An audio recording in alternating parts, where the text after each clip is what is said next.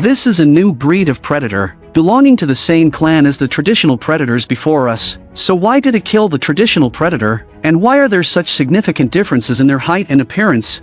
Because there's a massive conspiracy behind all of this. As everyone knows, predators have long suffered from various physical limitations. For example, their critical weakness of only being able to see heat signatures. As a result, predators have roamed the universe for years, traveling to different planets to explore and capture powerful warriors. They then throw these warriors into their hunting grounds for the purpose of killing them, in order to filter out the strongest among them. From these strongest warriors, they extract superior genes to conduct genetic experiments and upgrade themselves. But conducting experiments requires test subjects. Traditional predators have become the guinea pigs. The effects of these experiments have made their bodies larger and more intimidating, with more ferocious appearances. However, their combat abilities have not significantly improved, making them unfinished super soldiers. And these 8 people are the lucky ones chosen by the predators this time. The story begins with a man suddenly waking up from his sleep, only to find himself plummeting toward the ground from thousands of meters in the air. He frantically tries to pull the cord of his parachute, but it won't open no matter what he does. Just when he thinks he's about to become a splattered mess on the ground,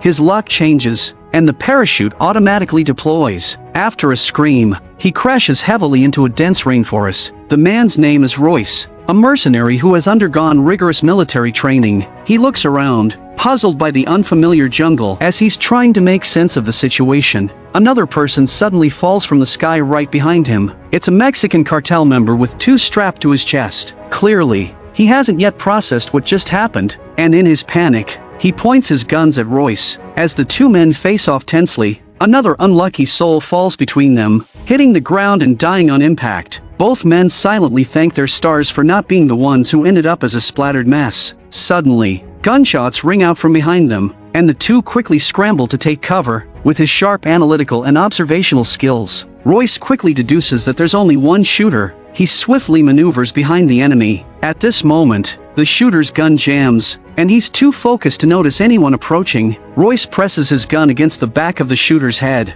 telling him that they're not enemies. Otherwise, he'd already be dead. The man slowly turns around and asks Royce, "Then who is our enemy?"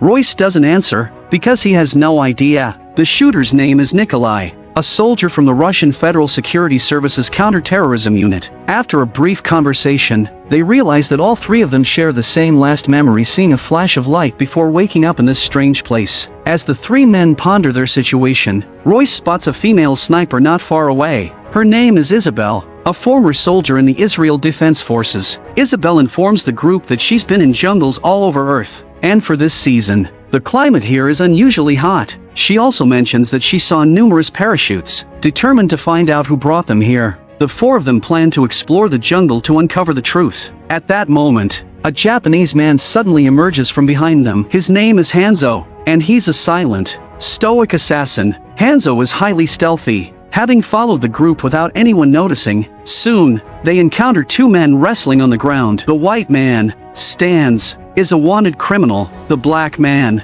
Mombasa, is a rebel fighter. Above them, a survivor is hanging upside down from a tree, loudly crying for help. The group approaches a puddle, and Royce, with quick reflexes, shoots the branch, freeing the man. With Edwin now joining the group, the 7 of them prepare to continue on. Along the way, they notice Hanzo standing motionless, staring ahead. The group walks over to see what's caught his attention and finds a strange totem. Beneath the totem lies a pile of bones, leaving everyone confused about their current situation. They begin to speculate. Some think it might be a military exercise. Others believe it could be a kidnapping for ransom, or perhaps it's some kind of military human experimentation, but each theory is quickly dismissed. There's no way trained personnel would get mixed up in a ransom plot, and none of these people are valuable targets. If it were an experiment, their bodies show no signs of drug effects, though they still don't understand what's going on. One thing is clear: they were all kidnapped and dropped from the sky. Royce calmly states that how they got here is no longer important. What matters now is how they leave. He then slings his A-12 over his shoulder and continues moving forward. With no better plan, the others follow him, hoping to find a way out from a high vantage point. On the way, Nikolai spots a strange-looking plant and reaches out to pluck it, but Edwin quickly stops him. Edwin pulls out a small knife, extracts some leaves from the flower, and warns Nikolai that the plant is highly poisonous. Even the slightest touch can cause full-body paralysis, rendering someone immobile. Grateful for Edwin's help, Nikolai promises to protect him. As they proceed, Isabel suggests taking a break, but Royce, impatient, says he only wants to survive and get out of there. Isabel then calls out to Royce, showing him something unusual. She places a magnetic needle on a leaf floating in water, and they watch as the leaf spins continuously. Observant as ever, Royce combines this with the fact that the sun hasn't moved in the sky, deepening his suspicions. He concludes that everyone here has been carefully selected. At first glance, they all seem like battle-hardened warriors, but what's puzzling is that the frail Edwin doesn't quite fit in. Moreover, the magnetic field in this place is highly unstable. In short, everything here feels off. With that, Royce gets up and continues forward. The others follow, once again heading into the jungle in search of answers. Before long, a metal cage appears before them, having also been dropped from the sky. When they open it, they find it empty, except for some shed skin from an unknown creature. This indicates that whatever was inside has already escaped. This realization dawns on them they're not the only ones who have been chosen. They notice many other cages hanging from the trees around them. What they don't know is that the creatures from those cages are about to attack them. As they continue forward, Mombasa suddenly trips over a branch, triggering a series of dangerous traps on the ground. Log traps and countless hidden weapons come hurtling toward them, and they quickly scatter to avoid them. In the chaos, Isabel accidentally falls into a pit filled with spikes. If not for Royce's quick reflexes, Isabel might have been skewered like a porcupine. Fortunately, this group is made up of elite fighters, all agile and skilled, so they manage to evade the traps. Soon after, they discover a soldier's body not far away. It turns out the traps they triggered were set by this person before he died. Judging by the state of decomposition, he's been dead for about 3 weeks. From the scale of the traps, Royce deduces that they weren't meant for humans, but for something much larger. However, their enemy was clever, circumnavigating the traps and killing the soldier instead. As they prepare to leave, Mombasa catches a glimpse of a pair of eyes staring intently at them from a tree trunk, terrifying him. Isabel asks what he saw, but Mombasa, unsure of himself, says it was nothing. Unbeknownst to them, a creature hidden in the trees is watching them closely with infrared vision. Not long after, they finally reach the top of a mountain, and the sight before them shatters their understanding. This place isn't Earth at all. The sky isn't filled with blue skies and white clouds, but with strange, floating planets that don't belong to Earth. Now they have a preliminary answer. They've been exiled to an alien planet. But what's the purpose of all this?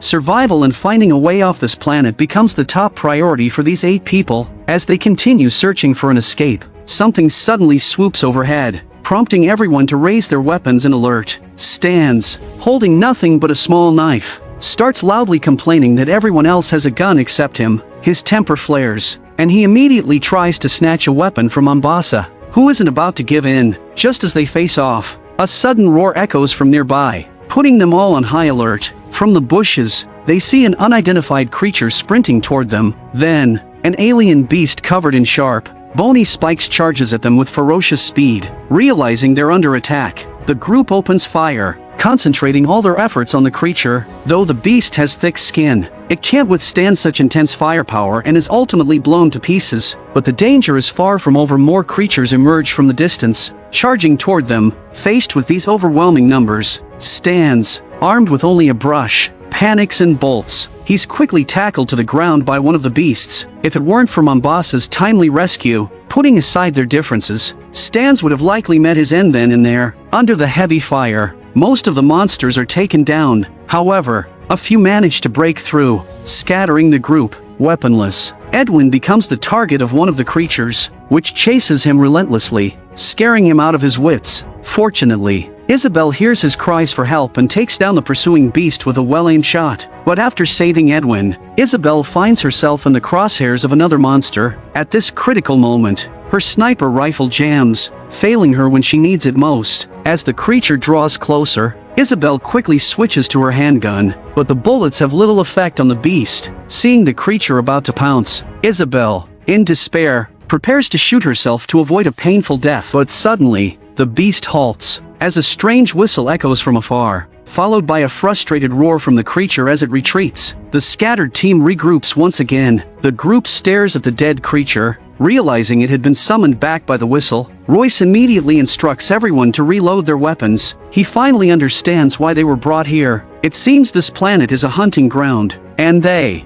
the elite from various continents, have likely been reduced to prey for someone else. The creatures they just fought are the hunting dogs of their predators, and the recent attack was merely a test. The goal was to separate the group and observe their fighting capabilities, in order to assess their combat strength. At that moment, Mombasa realizes that their group is now down to 7 people. Suddenly, they hear faint cries for help from behind them. The group cautiously moves through the dense jungle, finding the Cuchillo sitting motionless not far away, but the eerie silence surrounding him raises suspicion. Isabel wants to rush in and help, but Royce stops her, sensing a trap. He picks up a rock and throws it toward the Cuchillo. The rock is instantly shattered. The group realizes the bushes are filled with traps, and any attempt to rescue him could get them all killed. Unlike other heroes who might risk everything for a rescue, Royce makes the pragmatic decision to leave. Isabel, compassionate and unwilling to leave him behind, contemplates giving the man a quick death to spare him from further suffering. However, after firing the shot, the Cuchillo continues to cry for help. It turns out he was already dead, and the voice was actually being mimicked by a hidden predator. Not long after, Royce spots the creature's footprints on the ground. He deduces that the creatures were not only testing them but also using captured prey to set up traps. Anyone attempting to rescue a comrade would fall into a cycle of ambush and counter-ambush. But Royce knows that the true purpose of recalling the creatures was to bait them, to lure the prey into a trap. However, he doesn't share this insight with the group. Instead, he formulates a plan. The plan is to follow the alien creatures' tracks to find the camp of their hunters. Since they still don't know who their enemies are, if they don't take the initiative, they'll eventually be hunted down. Following the tracks, they eventually discover a terrifying camp. It resembles a slaughterhouse, with skinned creatures hanging everywhere, their bodies turned into dried meat. The corpses' heads have all been decapitated and drained of their brains. The ground is littered with bones, including the skulls of predators, though the group doesn't recognize them. Some skulls are even arranged like toys on a stone table, next to a still-burning campfire that crackles ominously. As they cautiously venture deeper into the camp, they stumble upon a shocking sight, a traditional predator, bound and still alive. It looks as though it was captured not long ago. None of them have ever seen such a creature before, except for Isabel, who looks both terrified and contemplative. She's been to most of the jungles on Earth and knows that predators hunted special forces on Earth many years ago. At that moment, Royce quietly slipped away from the group. Sensing danger, Isabel suggested that everyone leave quickly. It was then that Edwin noticed Royce had disappeared without anyone realizing it. As they looked around, Mombasa was suddenly attacked without warning. Several spears pierced through his chest, lifting him off the ground. Royce then jumped out from the side and unleashed a barrage of gunfire around Mombasa. It turns out Royce had led the group there with the intention of using them as bait to lure the creatures out. Just then, Royce spotted 2 glowing-eyed, invisible creatures and shouted for his companions to run. Everyone was terrified and immediately started retreating, but Nikolai, refusing to back down, grabbed his weapon and fired wildly into the air to cover their escape. Despite the intense shooting, it seemed he didn't even manage to scratch the enemy. The creatures began their counterattack. Using a highly powerful energy weapon, Nikolai's gun was instantly reduced to scrap metal. Realizing that their opponents were far stronger than they had anticipated and were using cloaking devices, the group was completely outmatched and fled in disarray. In their panic, they had no choice but to roll down the hillside, before finally landing in a pond, narrowly escaping death. However, their every move was still under the creature's control. A reconnaissance drone confirmed them location and returned to the creature's camp deep in the jungle, landing on one of the creature's shoulders. As the camera slowly zooms in, the invisible creature finally reveals its true form. It turns out to be 3 massive and formidable new predators, known as the New Predator Brothers. Having narrowly escaped, the group finally climbed out of the water, but Royce was immediately punched hard by Isabel. She was furious with Royce for using them as bait,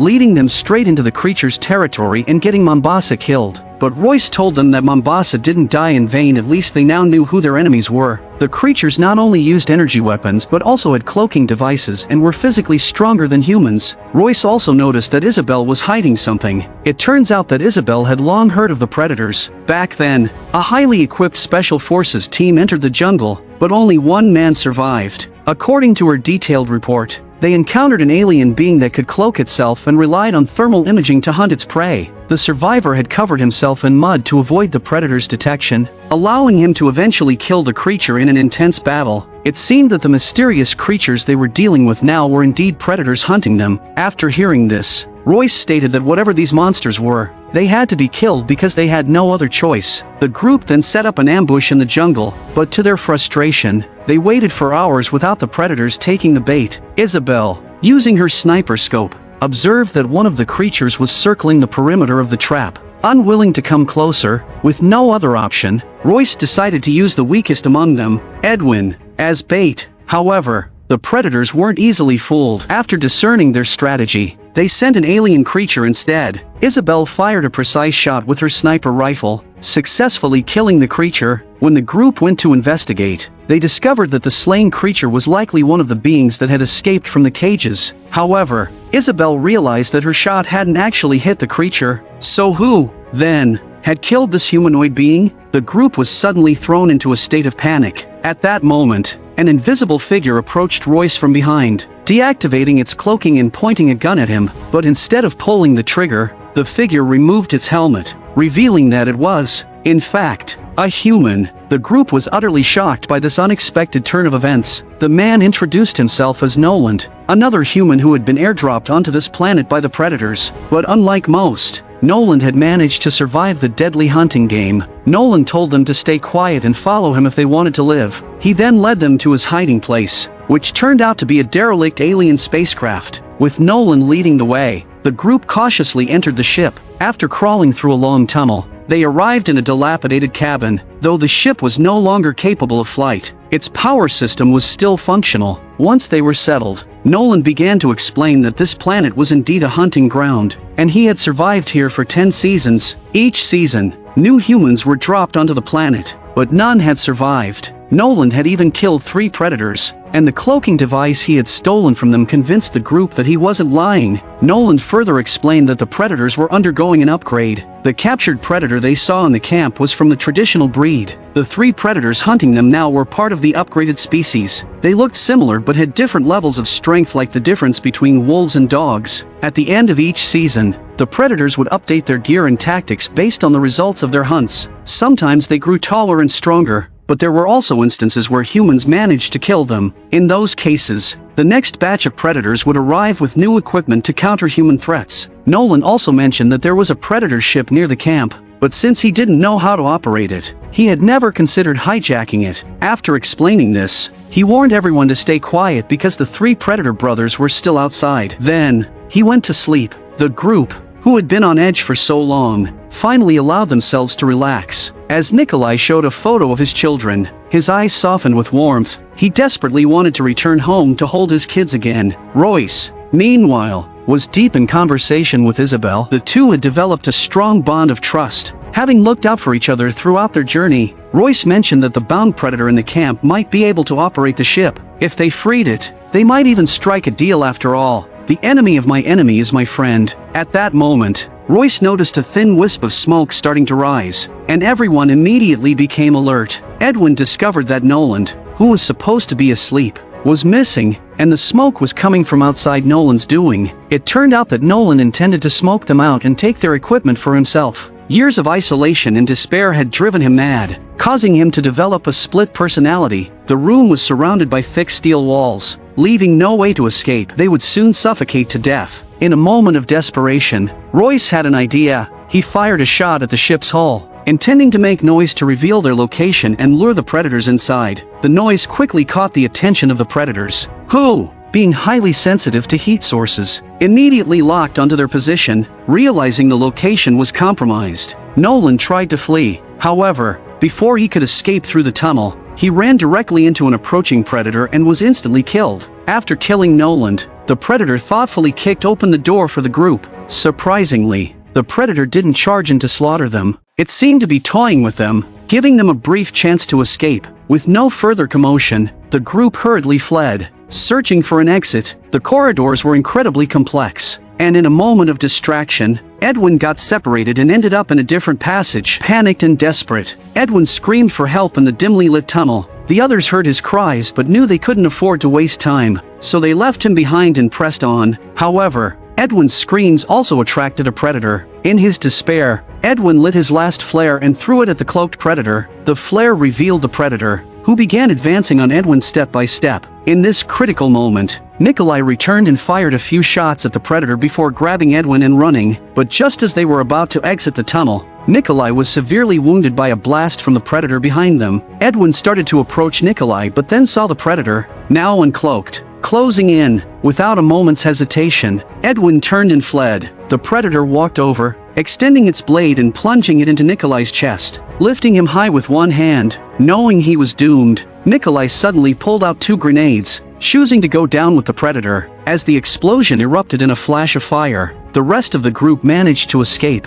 After seeing that they had killed one of the predators, Stans became overly excited, taunting their enemies recklessly, only to be struck down by a laser blast the next second. Then, the leader of the predator trio, known as the Berserker Predator, deactivated his cloaking and appeared before them, locking his targeting laser onto Royce's forehead. Just as it seemed Royce was about to be shot, a severely injured Stans suddenly jumped onto the Berserker Predator's back. It turns out that Stans had donned the Predator armor he had stolen from Noland, which had allowed him to survive the earlier attack. Stans fiercely swung his knife, buying time for the others to escape. It was unexpected that a death row inmate could be so selfless. The Berserker Predator, enraged, threw him to the ground and violently ripped out his spine and skull in one swift motion. At that moment, the Falconer Predator arrived, and Royce's escape route was quickly spotted by its keen eyes. The remaining group continued to run toward the direction of the ship that Noland had mentioned, but as they ran, Hanzo suddenly stopped. He sensed that the predator was right behind them, and his strong sense of warrior honor made him refuse to flee. He decided to stand his ground, staying behind to delay the enemy and buy time for the others to escape. Drawing his katana, Hanzo fixed his gaze ahead, ready for a life-or-death duel with the predator. The predator, naturally inclined towards combat, immediately revealed itself and extended its wrist blades, eager to engage in a hand-to-hand fight. The wind gently rustled through the grass as the two warriors faced off, both embodying a martial spirit that transcended species. The predator, true to its traditional warrior ethos, chose not to use its laser weapons, opting instead for melee combat. In Hanzo, the predator found a worthy opponent. The battle was intense, with both sides exchanging powerful blows. In the end, Hanzo let out a fierce cry and executed a flying slash that successfully killed the Falconer Predator. However, Hanzo himself sustained a fatal wound, but he died with honor. As Royce, Isabel, and Edwin neared the camp, Edwin accidentally stepped into a trap set by the predators, injuring his leg in a bear trap. Royce, thinking logically, suggested leaving Edwin behind, as the enemy likely set the trap to slow them down. Edwin desperately pleaded with them not to abandon him, even pulling out Nikolai's photo of his children and lying, claiming they were his own, to evoke sympathy. This tactic worked. The kind-hearted Isabel couldn't bring herself to leave him, but Royce knew that taking Edwin along would only get them all killed. Despite Royce's protests, Isabel insisted on bringing Edwin with them. With no other choice, Royce turned and left on his own. Isabel, struggling, helped Edwin as they slowly made their way toward the camp. Royce, moving stealthily, soon arrived at the predator camp. His objective was clear: to seek an alliance with the captured traditional predator. Royce pulled out his machete and approached the predator. Speaking to it, the newly freed traditional predator immediately grabbed Royce by the throat, but Royce remained calm, knowing that the enemy of his enemy could be his friend. After assessing Royce, the predator released him. The traditional predator, now free, picked up its mask and put it on. True to its code of honor, the predator prepared for action according to their earlier understanding. It donned its full gear and, following through on their agreement, accessed the control panel on its arm, setting the coordinates for Earth. Then it activated a nearby cloaked ship. But just as this was happening, the Berserker Predator returned to the camp, having captured Isabel and Edwin. It turned out the two hadn't gotten far before accidentally triggering one of the Berserker's traps. After capturing them, the Berserker Predator threw them into a deep pit. The loyal traditional predator stepped forward, pressing the launch button on the ship before the final battle began. As the ship's engines slowly roared to life, Royce, not wanting to get involved in their conflict, immediately dashed toward the ship. This was his only chance to return to Earth. While the traditional predator stayed behind to face the new generation's berserker predator, the two predators instantly clashed. Engaging in a brutal hand-to-hand fight, the traditional predator wasn't weak by any means. Despite being weakened from hanging in captivity for so long, he was still strong enough to knock the berserker predator to the ground with a single punch. However, the berserker predator didn't adhere to the honorable combat principles of the predator race. Despite agreeing to a melee fight, he suddenly activated his shoulder cannon and fired at the traditional predator. Under the barrage of heavy fire, the traditional predator was forced to retreat, eventually being blasted under a fallen tree. He quickly activated his cloaking device. When the berserker predator came to inspect, he found no trace of his opponent. At that moment, the cloaked traditional predator launched a surprise attack from the side. But it wasn't enough to turn the tide of the battle. The berserker predator delivered several powerful headbutts, leaving the traditional predator dazed and ultimately defeated. The berserker then grabbed him by the throat, removing his own mask. The berserker predator's blood-red eyes glowed with a menacing, bloodthirsty light. He slowly raised the blade on his right arm and mercilessly decapitated the traditional predator. The bitter rivalry between the old and new predators ended in death. As Royce reached the ship, he thought about Isabel, who had looked out for him throughout their journey. He realized that up until now, he didn't even know her real name, but after a brief moment of hesitation, he decided to board the ship. Meanwhile, Isabel, trapped in the pit, heard the sound of the ship taking off and felt a deep sense of despair. The berserker predator noticed the ship ascending and, in a frenzy, began running toward it. By the time it caught up, it was too late. The ship had already taken off. However, the berserker predator remained calm. It turned and activated the ship's self-destruct mechanism remotely. The ship exploded in a massive fireball. You might think that this was the end, but it was far from over. In the pit, Isabel and Edwin heard the explosion, realizing their fate was sealed. Edwin then asked Isabel if she would still choose to save him if she could go back in time. Isabel responded affirmatively, saying she would still help and that, in the end, she would use her gun to ease their suffering. Moved by her words, Edwin pulled out a scalpel and sliced Isabel's skin. The blade was coated with a neurotoxin that quickly left Isabel paralyzed and helpless. Isabel looked at him in shock, unable to comprehend why he would do this. Edwin then revealed the truth. It turned out that Edwin was a deranged serial killer who had secretly murdered innocent patients. Initially, everyone thought the predators had chosen the wrong person, but now it was clear each selected individual was there as a form of karmic retribution. Edwin had never intended to return to Earth. He felt that only on this hunting planet, surrounded by monsters, did he feel normal. So, he wanted to join forces with the predators, serving as their hound. Just as he decided to finish off Isabel, Royce suddenly appeared. It turned out he hadn't boarded the ship because he was worried about Isabel. Seeing Royce, Edwin quickly put on a different face, pleading with him to save both of them. Royce pulled them both up, but Isabel, fully paralyzed by the neurotoxin, couldn't speak. Royce quietly told Isabel that he had suspected Edwin all along but knew she was too trusting and compassionate toward those around her. Edwin, attempting to repeat his tricks, was unaware that Royce was already prepared. Royce swiftly turned the tables, choking Edwin and stabbing him, killing him in the process. Royce then dragged Edwin's half-dead body back to the camp, imitating the berserker predator by using Edwin as bait. He spread fuel around the camp's perimeter. Not long after, the berserker predator returned to the camp. Using thermal imaging, it scanned the area and spotted Edwin lying on the ground. Detecting that the prey was still breathing, the berserker wasted no time, stabbing Edwin with his blade only to find he was still alive. Curious, the predator flipped Edwin over, triggering the explosives strapped to his body, causing a massive explosion that left the berserker predator disoriented and severely weakened, his strength now on par with a human's. As the predator staggered to his feet, Royce, covered in mud, was already waiting with a torch in hand. He threw the torch onto the ground, igniting the fuel he had spread earlier, setting the entire camp ablaze. The roaring flames surrounded the berserker predator, interfering with his thermal vision, rendering it nearly blind. Royce became nearly invisible, launching hit-and-run attacks from all directions, striking the predator with an axe like a phantom. For a moment, the berserker predator was completely overwhelmed, but it endured the assault. After several exchanges, Royce, exhausted and gasping for breath, hid behind a tree to rest. But the berserker predator wasn't easily defeated. Using his scanners, it detected Royce's rapidly beating heart. As the predator locked on with his laser sight, Royce sensed the danger and sprinted away. only to be blasted off his feet by a shoulder cannon, leaving him defenseless. The berserker predator grabbed Royce and hurled him several meters away before confidently approaching him. It delivered a powerful kick, followed by a brutal combo of punches, leaving Royce battered and struggling. Nearby, Isabel, witnessing this, summoned all her strength to crawl toward the sniper rifle in front of her. Just as Royce was about to be decapitated, Isabel, with all her remaining strength, pulled the trigger, hitting the berserker predator in the side. The predator instantly felt his strength draining away, and in retaliation, it flung its blade like a throwing star, striking Isabel in the shoulder. Seeing this, Royce was consumed with rage. He picked up the axe from the ground and began hacking at the back of the berserker predator's head with all his might. Faced with a predator who could no longer defend itself, Royce unleashed a furious assault. In the predator's final moments, his eyes filled with unwillingness and rage, Royce delivered a final, powerful blow, decapitating the berserker predator. The alien hunter, who had tormented them for so long,